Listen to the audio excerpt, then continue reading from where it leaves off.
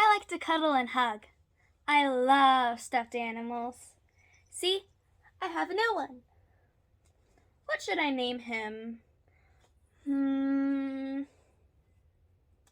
I think I'll name him Mr. Cuddles. I have all these stuffies for a reason. I get anxiety attacks. I've had them ever since I was little. I used to scream a lot. Now I panic and can't breathe. I don't even know what's scaring me most of the time.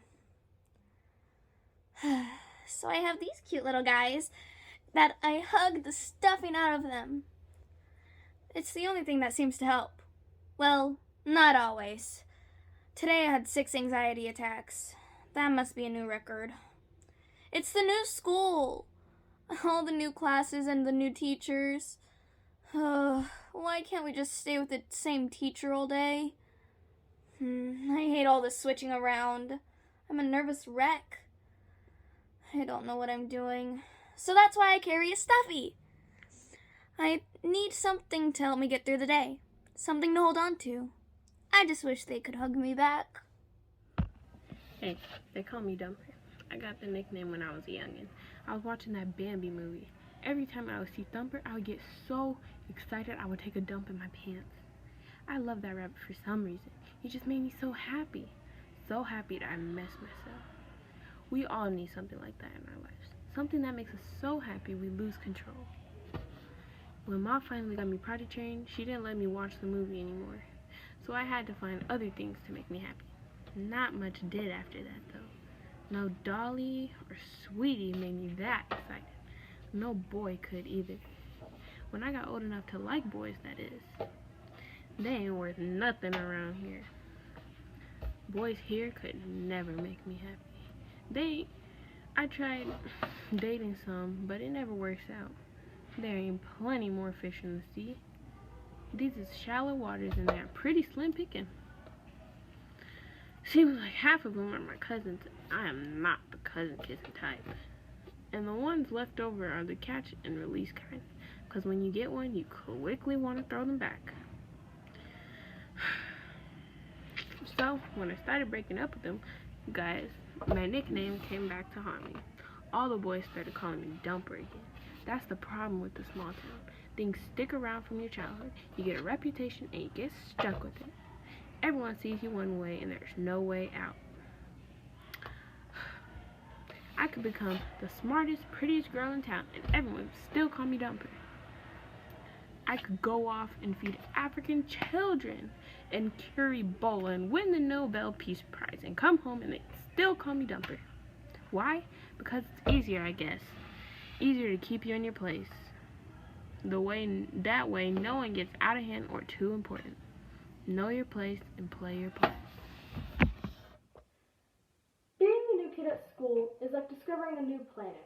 Everything is strange and confusing, and you're the weird alien everyone is afraid of. Well, not feared. You're the gross, bug-eyed creature that's completely misunderstood. I come in peace. Ignored as usual. Maybe I have on my cloaking device? No one seems to see me. Live long and prosper. Nano, nano. Those are my geek hand signs. May the force be with you. How come that one doesn't have a hand sign? It really needs one. May the force be with you. May the force be with you. May the force make you live long and prosper. I like that one. I need to make a t-shirt with that one on there. You know, the principal made me change my shirt. I had one with Spock doing the Vulcan hand sign saying, "Go trek yourself." Like anyone would be offended by that. He said students are not allowed to wear anything with words on it. Isn't that ironic? A school banning words. School is not a place to be unique or to stand out.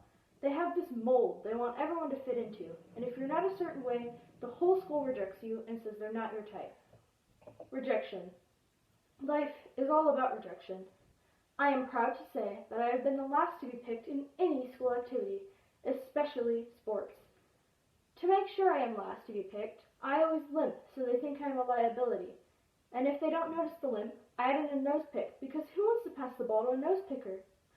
Oh, that's a good idea for a hand sign. May the force be with you. They noticed that one. I know it's gross, but hey, I have my bug-eyed preacher reputation to maintain.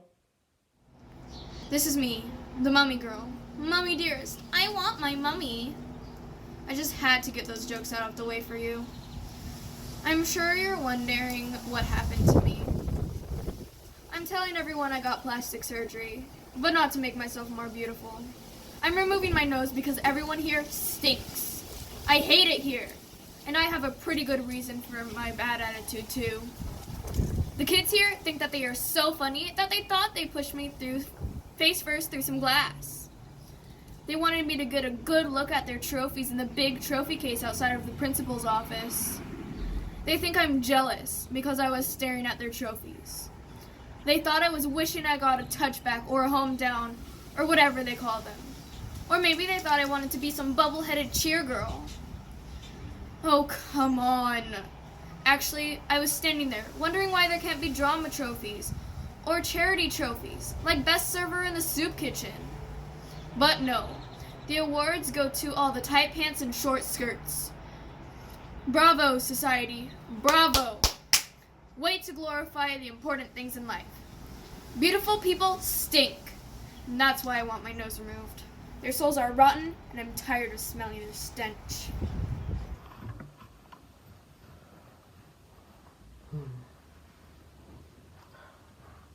Looks like Mara's having a great time. She looks so nice. And I thought such a pretty girl would want to go out to the dance with me. Not like I'm weird or ugly or anything. I've never thought someone so beautiful would notice me. It's been an amazing night. I rented a limo, and she must have really liked it because she took a million selfies to show her friends. She had me wear shades and open doors, like I was her bodyguard. And we went to this really fancy restaurant, and she got a kick out of ordering the most expensive thing in the menu.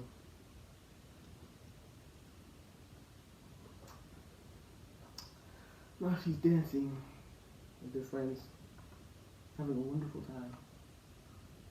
She wants me waiting over here in case she needs anything. Right now I'm holding a punch. I'm the official punch holder. Punch boy. Oh, she's signaling me. Oh, I love that laugh of hers. She and my friends laugh at me a lot. Hello, I'm taking applications to my official bully. I want to make sure the right person is picking on me day after day. It's a very unique and special relationship. Ready for some questions? Okay. First of all, are you interested in my lunch money or my lunch? Because if you need the cash, I'll bring that to you if you prefer me to already have a lunch prepared. I can do that too. No, this isn't a joke. I'm very serious about this. Or do you prefer I tell jokes? Are you the knock-knock joke kind where you walk up and knock on my head? Knock, knock. Or do you prefer the walk in the bar kind of jokes? I could try and work up some dirty jokes too, but that seems more appropriate for your friends to tell than your victims. We have to have the right kind of relationship here. We need familiarity without closeness.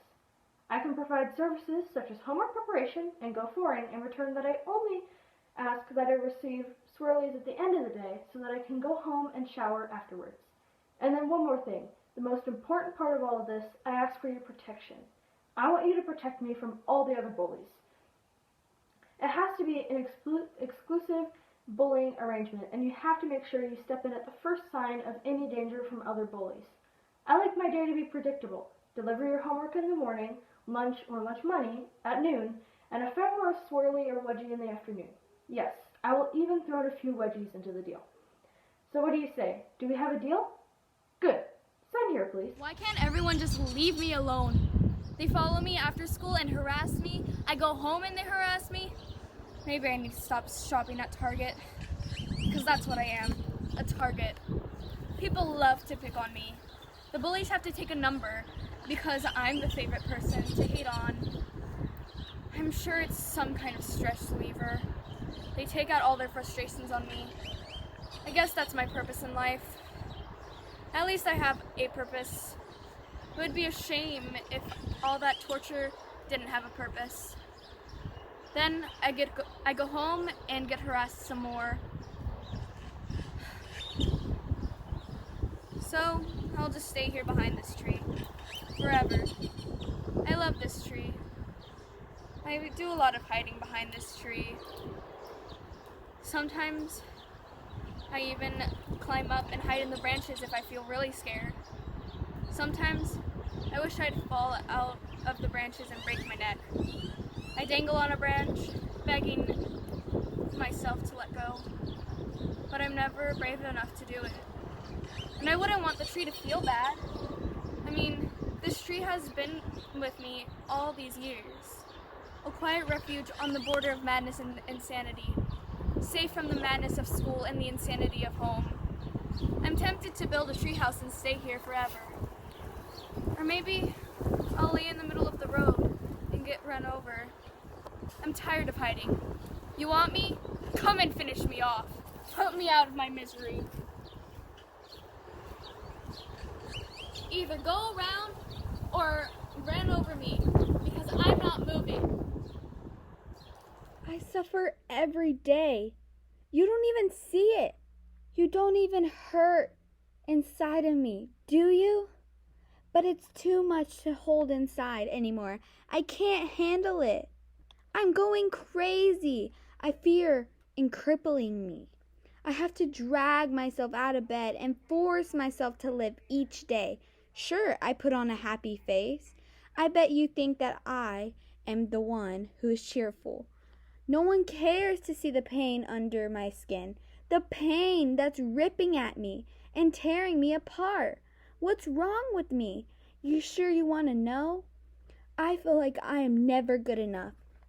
No matter what I do, not as good as my sister. I always have to hear how she would do better, or she already did it better.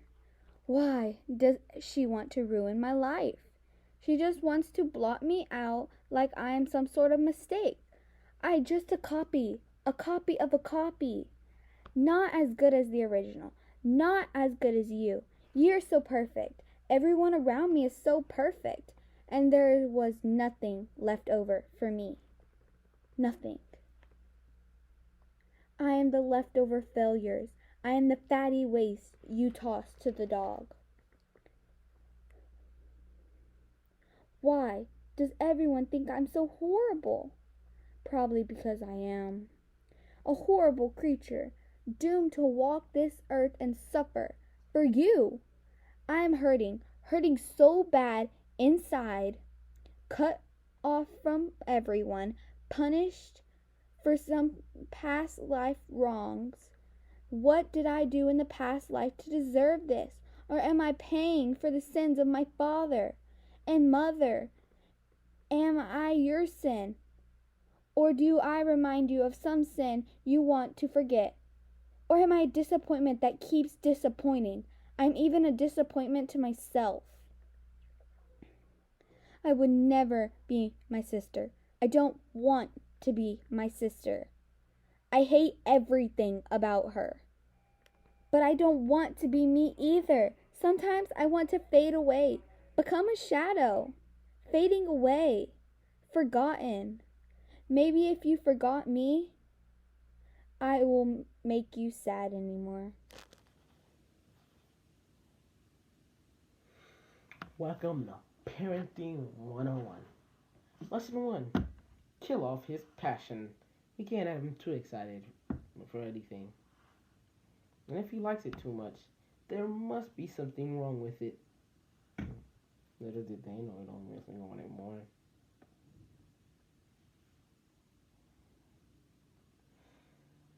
Sucks when the one place you spend your entire day, you don't fit in.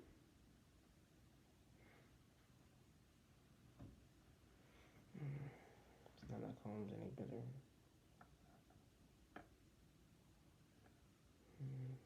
My parents even homeschooled me for a while. I guess they bullied me to give me the real school experience.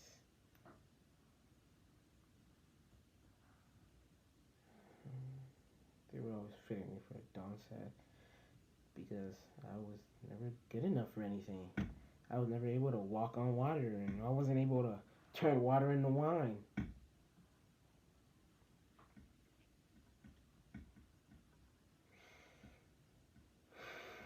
I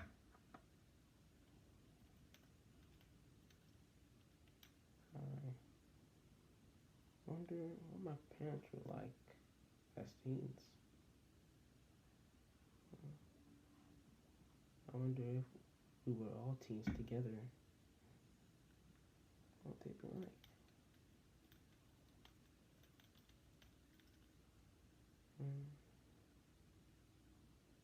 Like a back in the future type thing. Were they liked was it like me? They were probably popular. Or else they wouldn't be so disappointed in me.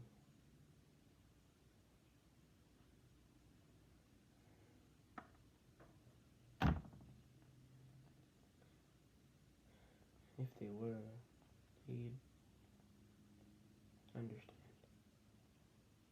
Understanding of what I'm going through. And we could all be friends.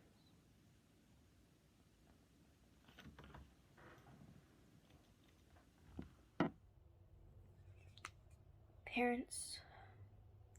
They want to toughen us up, but instead they tear us down.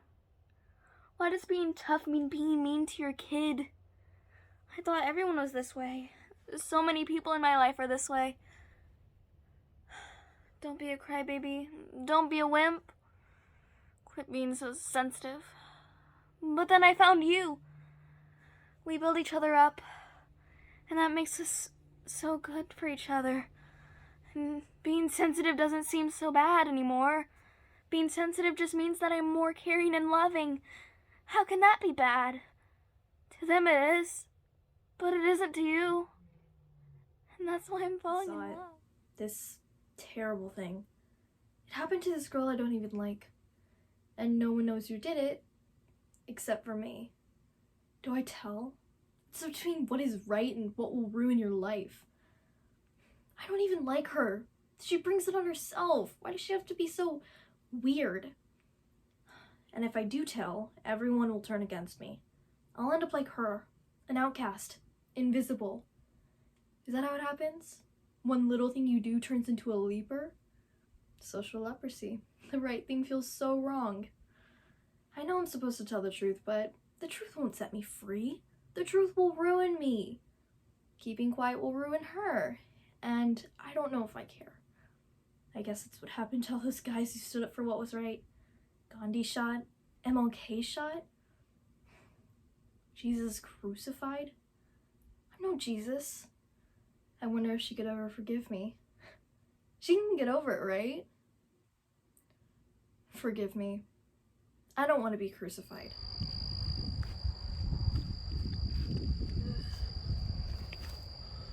I was hoping I could be alone out here in the garden. No one ever comes here in the evening. I wanted to be here for the stars. I don't want anything. And I don't want to talk anymore. Can I please just be by myself? That's all you've done here. Poke, prod, and pry. I've never felt so violated before. I just want to be left alone. I don't like being around anyone. I get upset when I'm in a room full of people. I get really scared. I almost feel like I can't breathe. I just need to be alone. Doctor, I know you don't really care. You're just simply doing your job. Once I'm better, you'll forget about me. Then it's on to another patient. You're just like anyone else. You probably haven't cared about any patient in years. That would be unprofessional. An unnecessary burden on your conscience. Please, just go. I know what I need better than you. You're not God. You can't just fix everything. I know what you can and can't do. Go on. Get out. relax? How can I relax with you bothering me all the time? If there's another way, I'd like to know how. Is there anything else you need? No? Good. Then good night. I thought you were leaving. Sorry, I'm busy. I'm killing weeds. Cultivating beauty by killing the ugly. It's not practice. In reality, it's weeds in which the soil feeds. But a few people find the truth fulfilling. If only you had planted something more useful. Beans or tomatoes, then the sacrifice might be worthwhile. But flowers, they're more difficult to justify. Frail beauty, that's all they are. Cultivated for weakness, and very little nutritional value. In the end, they can never satisfy. Always a disappointment as they wither and die. Frail and weak. A light frost could snap its neck.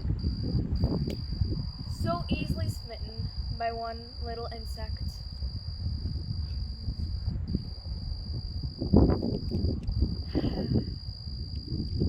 The choice is easy for most, and yet it's not.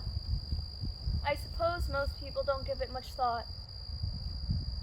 I know a story of a man who had a plant which most called a useless weed. It turned out that plant was a cure for cancer, but the weed was nearly extinct, so no one got the cure. Do you believe in such a thing? Do you believe in anything? Never mind. I guess most beliefs to you are only fables. No one really cares, do they? They pay you to care.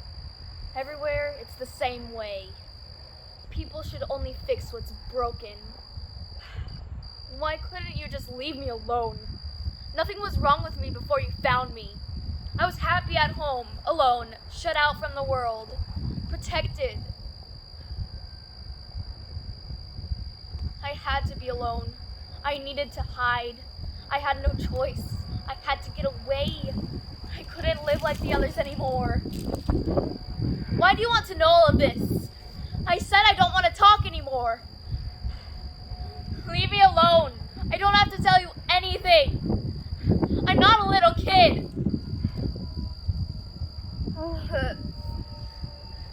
There's so much you don't know. I just need to be alone. Why don't they leave me alone? But I'm never alone. There's always someone or something around me, following me. They're always near.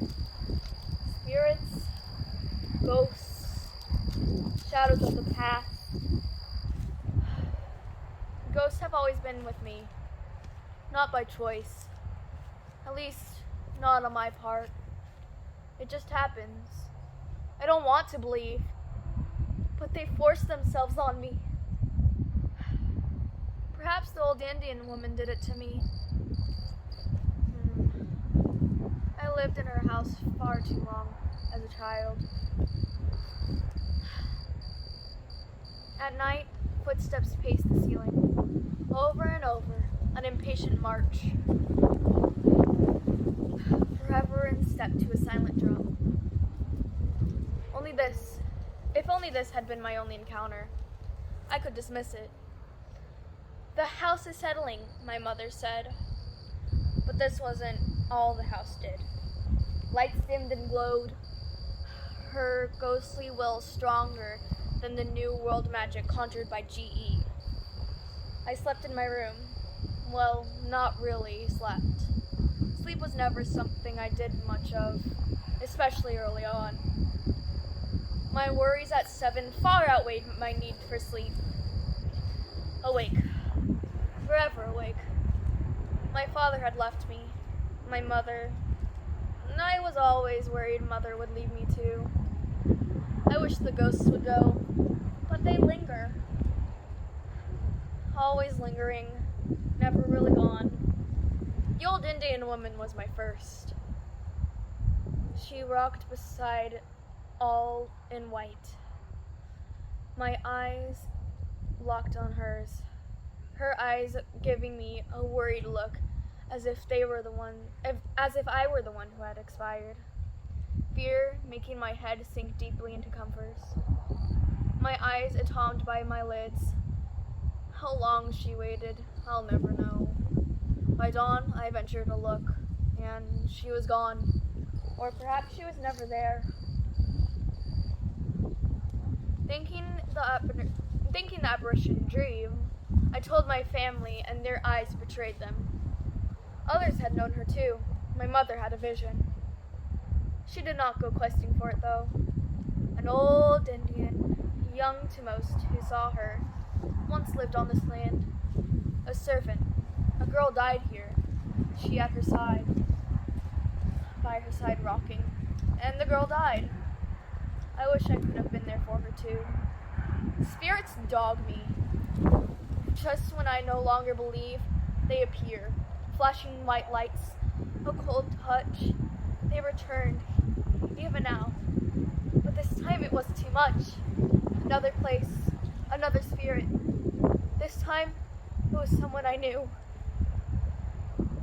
It started with the call, the news she had gone away, finding myself in tears, tears sapping me dry. Would the tears ever stop? I had lost everything. An emptiness replaced love, anxious to find nothing there, no body anyways, but something that opens doors, leaving the tissues behind. The dog barking at nothing but something.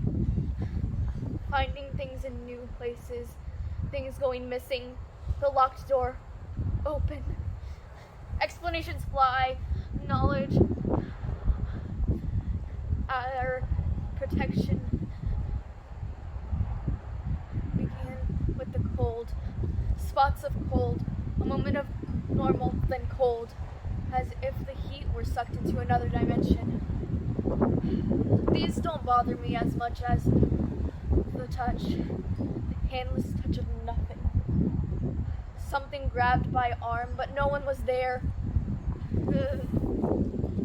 I ran for bed, buried myself in the covers, wrapping myself into a cocoon, hoping that when you emerge into life, life will be butterflies again.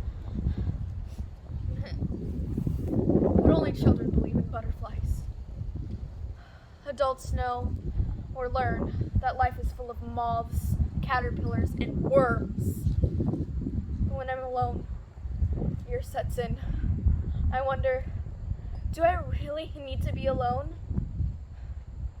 Maybe it's the spirits that comfort me. Was it you that touched me that day? And why are you still here? Why do I feel so alone? Please, stay away. She won't visit me if you're here. Please, go!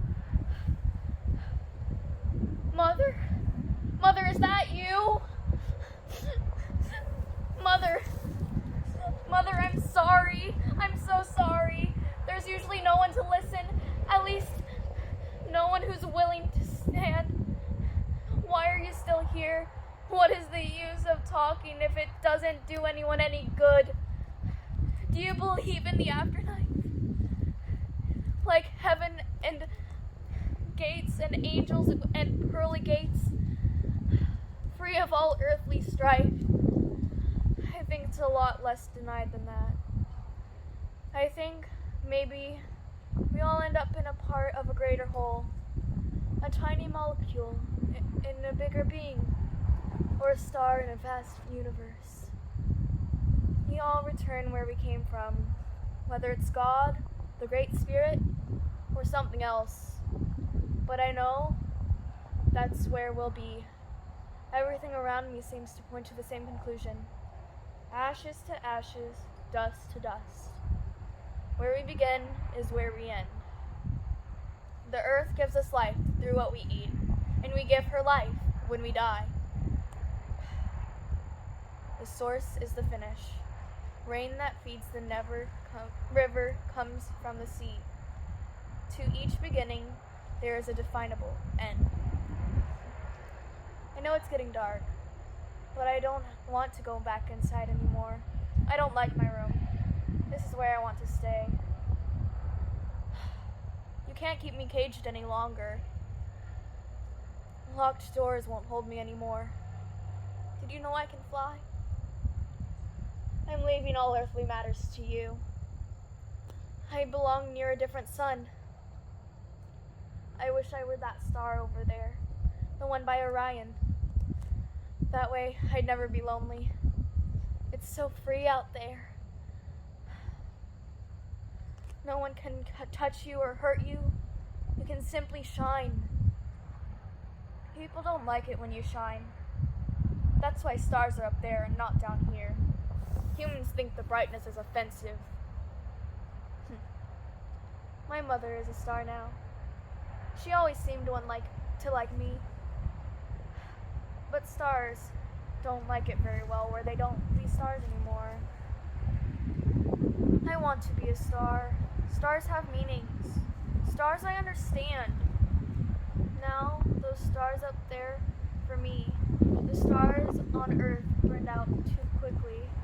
They have a moment where they shine so bright. Poof, they're gone. A memory. Sometimes not even that. With the stars in the sky, I know they'll be there night after night, always there for me to make a wish. But I make wishes all the time. I wish on the first star each night and say, starlight, star bright, first star I see tonight. I wish I may, I wish I might, have this wish, I wish tonight. I always make the same wish, but I can't tell you what it is. Then it might not come true. I really want it to. It would change my life. I would always go to wishing wells with lucky pennies. You know, those pennies you find that people have lost. Unlucky for them, lucky for me. Then I toss them in the wishing well at the front of the old museum. And I toss them in the fountain at the park. Each time making my wish. Have you ever wanted something that badly in your life? So badly that you can't imagine your future without it? I would be so sad if my life wasn't different. If things didn't change. If I was still stuck here in this life. But I won't stop wishing. I can't. I don't want to be left with nothing. I want some meaning. A reason why things in my life turned out this way. I want the suffering to be worthwhile.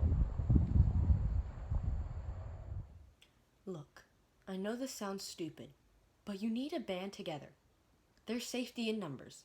So, we're going to start a club. No, it's not a losers club.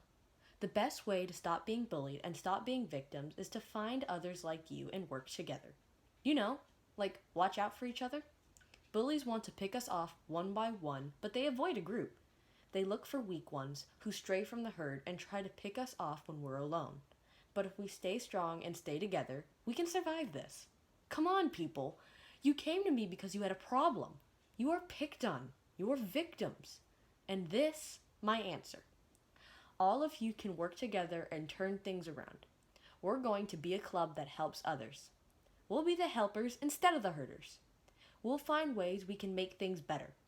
We can pick up trash, do soup kitchens or help the homeless. We'll volunteer to help others in need. We'll go to elementary schools and read with kids. We'll help little kids who are being bullied and patrol the playgrounds. Whatever good we can do, we'll do it. Okay, I'm getting carried away. We can't do everything, but I think it's important, not only to be here for each other, but to help other people too. So, what do you say? Want to be in my club? When you're hurting, you look for weakness. You take that hurt and you pass it on to me. You're damaged, so you damage. It has to stop. I will protect myself from the pain. I will end the hurting so I never hurt. And I must do it. For me.